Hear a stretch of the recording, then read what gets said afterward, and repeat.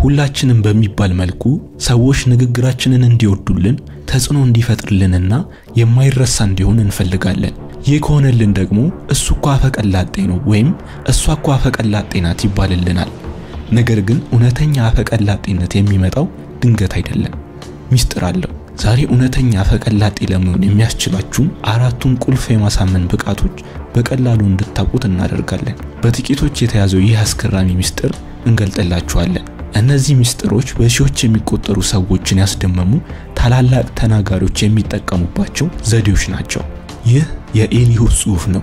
በዚህ የ9 ደቂቃ ጉዞ ውስጥ በንግግር ወቅት ከድምጽ አጠቃቀማችሁ ጀምሮ እስከ ቋንቋ አጠቃቀም የምናስተካክል ሲሆን ሰዎች እናንተን የሚያዩበት መንገድ ሙሉ በሙሉ ይለወጣል።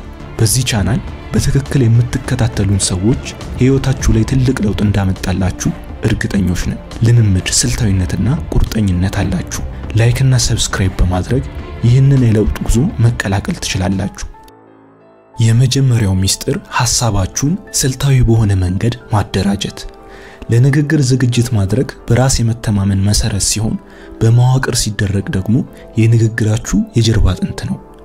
ብዙ ተናጋሪዎች የሚያጠፉት ምን እንደሚሉ ስለማያውቁ ሳይሆን ሐሳባቸውና ዋናው ነጥብ ጠፍቶባቸው ሐሳባቸው ስለሚበተን ነው። የሚያዳምጣችሁ ሰው ከንግግራችሁ በኋላ ይዞት የሚሄደው ይህንን አንድ ነገር ብቻ ነው። ይህንን የምትናገሩትን ነገር ደግሞ ቀድሞ መወሰን ይዘት ያለው ንግግር እንዲሆንና የምትናገሩትን ነገር ብቃትና ትኩረት እንዳላችሁ የሚያሳይ ነው። ሰውም አውቆት ይሁን ሳያውቅ አስቦት ይሁን ሳያስበው ይህንን ይዘት ያደንቃል። አብዛኞቻችን ስንናገር ዝግጅት ቢኖረን ይዘት የለንም። የንግግር ይዘት ማዘጋጀት ማለት ስትራክቸርድ የሆነ ሰውን የመያዝና የራስን ኮንፊደንስ ሳያጡ የመናገር ዘዴ ማለት ነው። እንዴት ይዘት ያለው ንግግር በመናገር የሰውን አፍ እንደሚያስከፍቱት አስደማሚ ተናጋሪዎችን ነው ካላችሁ 3 ህጎችን መጠቀም ነው። ማንኛውም ታላቅ ንግግር ወጥ የሆነ 3 ህግ ያስፈልገዋል። አንደኛው መግቢያ፣ ትኩረት የሚስብ አስገራሚ ታሪክ ወይም ጥያቄ መጠየቅ ይኖርባችኋል። ሁለተኛ ዝርዝር፣ ከ3 የማይበልጡ ዋና ነጥቦች መሃል ላይ መጥቀስ ይኖርባችኋል። ይህ በቀላሉ እንዲታወስና እንዳይንዛዛ ያደርጋል። ሶስተኛው መደምደሚያ፣ ሰዎች ምን እንዲያደርጉላችሁ እንደምትፈልጉ ግልጽ በሆነ መንገድ በመደምደም አጠናቁ። የሚገርም ዝግጅትና ልምምድ ካደረጋችሁ ያ ብቻ ፍርሃትን ያስወግዳል። ዝግጅት ማድረግ በራስ ለመተማመን መሰረት ነው። ንግግሩን 10 ጊዜ ይለማመዱ። በመስታወት ፊት፣ በጓደኞቻችሁ ፊት ወይም ራሳችሁን በቪዲዮ ቀርጻችሁ። በቃላችሁ ሳይሆን በተግባርና በስሜት ተናጋሪ ለመሆን መሞከር ግድ ይላል። ልምምድ ፍርሃትን ገድሎ በራስ መተማመንን ያጎናጽፋል። ሁለተኛው ሚስጥር ድምጽን እንደ መሳሪያ መጠቀምና እናንተ ጋር ያለውን ስሜት ማስተላለፍ። ሁለተኛው ወሳኝ ዘዴ የማሳመን ሚስጥር የምትጎናጸፉበት ነው። ይህ ዘዴ ደግሞ ድምጽን እንደ መሳሪያ በመጠቀም ስሜትን ማስተላለፍ የምትችሉበት ነው። የምታቀርቡት ሐሳብ ወርቅ ሐሳብ ቢሆን ራሱ አቀራረባችሁ ካላማረ ሰዎች ብዙ ትኩረት አይሰጡትም። ድምጻችሁ መሳሪያችሁ ነውና በጥበብ ይቆጣጠሩት። አሁን ጥያቄው እንዴት ድምጻችንን የድምጽ ቅላጼያችንንና የፍጥነት ጥበብ ይኑረው የሚለው ነው። ይህንን ማድረግ የምትችሉትም አንድ ዘዴን በመጠቀም ነው። ሁሉ ጊዜ በአንድ አይነት ድምጽ አትናገሩ። የድምጽ ከፍታና ዝቅታ ቅላጼን በመጠቀም የሐሳቡን ስሜት ያስተላልፋል። አስፈላጊ ቦታ ላይ ድምጾን ከፍ በማድረግ ወሳኝ መልእክት ላይ ደግሞ ዝቅ በማድረግ መናገሩን አይርሱ። ከዚህ ጋር ተያይዞ የሚናገሩበትን ፍጥነት ቀያይሩ። አስደሳችና አሳሳቢ ሐሳቦችን በዝግታ ይናገሩ። ድምጹን የቀያየራችሁትን ያህል ዝም የማለት ኃይልንም አብራችሁ መጠቀም አለባችሁ። የጸጥታ ኃይል ታላላቅ ተናጋሪዎች ሲናገሩ ስትሰሙ መሃል ላይ ዝም የሚሉትን ነገር አስተዋወሳችሁ። ንግግራቸውን በአፍታ ቆም በማድረግ ያጣፍጡታል። ጠቃሚ ነገር ከመናገሩ በፊት ለአጭር ጊዜ ዝም ይበሉ። ይህ ለአድማጭ አይምሮ መልእክቱን እንዲያሰላስል ጊዜ ይሰጣል እና ንግግራችሁም ክብደት ያገኛል። ሌላው አንደበተ ርቱዕነትን በማዳበር ከአፋችሁ የሚወጡ ቃላትን ይበልጥ አስከብሯቸው። ቃላትን በፍጥነት አትክፏቸው ወይም አትንተባተቡ። ቃላትን በግልጽና በትክክል ለመጥራት ተለማመዱ። ይህ ንግግራችሁ እንዲቀላጠፍና በራስ መተማመናችሁን እንዲያሳይ ያደርጋል። ይህንን በየቀኑ ለተወሰኑ ደቂቃዎች ተለማመዱ። ሶስተኛው ሚስጥር የአካል ቋንቋን መረዳት። ስናወራ አካላችን ከቃላችን በላይ እንደሚናገር ታውቃላችሁ። ሶስተኛውና ከሁሉም በላይ ኃይል ያለው የማሳመን ሚስጥር ያዘ ነው። አካላዊ እንቅስቃሴ ራሱን የቻለ ቋንቋና ከሰዎች ጋር መግባቢያ ዘዴ ነው። እናንተ ሐሰት ብትናገሩ እንኳን ሰውነታችሁ እውነቱን ያሰብቃል። በንግግር ወቅት አካላዊ እንቅስቃሴያችን እንዴት ይምሰል ካላችሁ በመጀመሪያ አቋማችሁን አስተካክሉ። ቀጥ ብሎ መቆምና ትከሻን ወደ ኋላ ለጠጥ አድርጎ ደረትን ነፋ ማድረግ ወሳኝ ነው። ይህ የድፍረትና የቅንነት ምልክት ነው። እጅን ኪስ ውስጥ መክተት ወይም እጅን ብዙ ጊዜ መነካካት በራስ መተማመንን ማጣት ያሳያል። ስለዚህ እነዚህ ነገሮች ላይ ትኩረት አድርጉ። ሌላው የአይን ኃይልን በመጠቀም ትስስር መፍጠር። ከአድማጮች ጋር አይን ላይን በመታየት ከነሱ ጋር የጠበቀ ስሜት ትስስር መፍጠር ማለት ነው። የእጅ እንቅስቃሴን በስሜትና በሚናገሩት ነገር ልክ ተጠቅማችሁ ሐሳባችሁን መግለጽ ይኖርባችኋል። የሰውነታችን እንቅስቃሴ ከንግግራችን ጋር የሚስማማ ከሆነ የሰዎችን እምነት በቀላሉ እናገኛለን። ፈገግታና ለራሳችሁ ሆነ ለሰሚዎቻችሁ ምቾት መፍጠርን ተለማመዱ።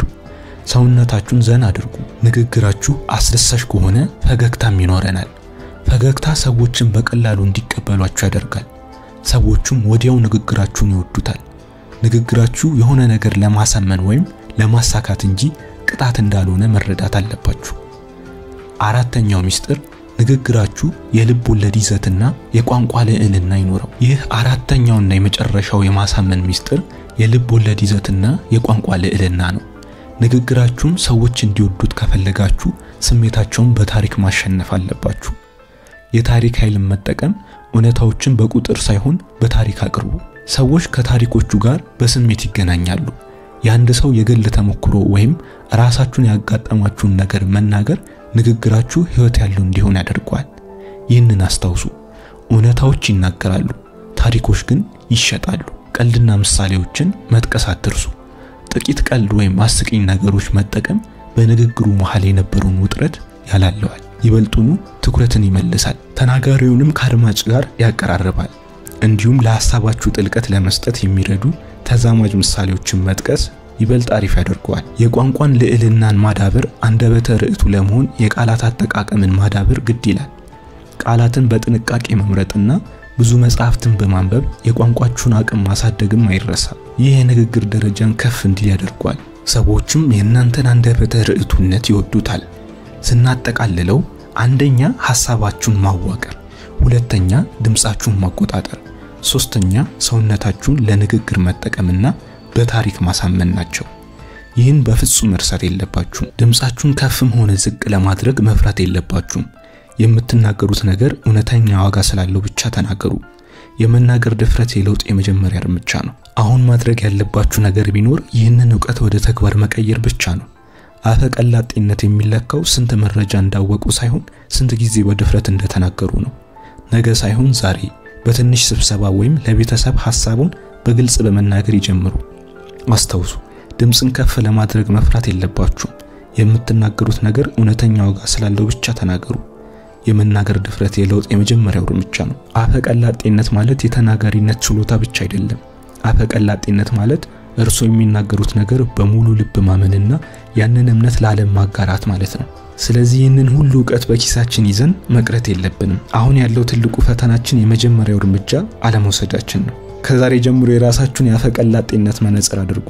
በየቀኑ የሚገጥማችሁን አነስተኛ ውይይት በቤተሰብ በስብሰባ አሊያም በስራ ቦታ ስትናገሩ እነዚህን አራት ትክክለኛ አቋማችሁን የድምጽ ቅላጼያችሁንና ዋና መልእክታችሁን አስታውሱ። በመጨረሻም የ9 ደቂቃውን ጥልቅ ጉዟችንን አጠናቀናል። የአፈቀላጤነት የአራቱን ቁልፍ የማሳመን ሚስጥሮች ተመልክተናል። አፈቀላጤነት የሚሰራው ክህሎት እንጂ ከተፈጥሮ ስጦታ ለመሆኑን ተገንዝበናል። ይህ ቪዲዮ ጠቃሚ ከሆነ ላይክ አድርጉ፣ ሌሎች ተጠቃሚ እንዲሆኑ ሼርም አድርጉ። እኔ ልረዳችሁ የምችለው ወይም እናንተ የተጠቀማችሁበት የንግግር ዘዴ በኮሜንት ስር አስቀምጡልኝ። መልካም ጊዜ፣ ጥሩ ህይወት ለፍጥረታት ሁሉ እንዲሆን እንመኛለን። ከኤሊሁስ